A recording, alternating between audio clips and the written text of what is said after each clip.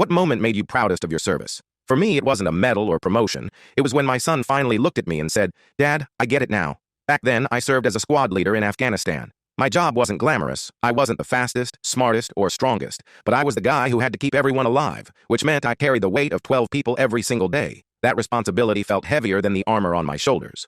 I'd lie awake at night, going over checklists in my head. Did I brief them enough? Did I miss something? Did I make the right call at that checkpoint?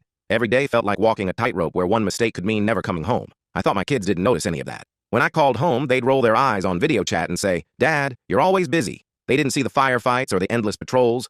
They just knew I missed birthdays, school plays, and dinners. Part of me feared they'd only remember the absence, not the reason behind it. Then came Sarah's wedding. Hundreds of guests, everyone smiling, laughing, dressed up in their best. I was standing off to the side, scanning faces out of habit, counting heads like I always did. Old soldier instincts die hard. That's when my son, now taller than me, came up and said quietly, "You still count everyone, don't you?" I laughed and admitted I did. He nodded, serious for the first time that day. "You kept your soldiers safe. Now you're keeping us safe too. I didn't understand it before, but I'm proud of you."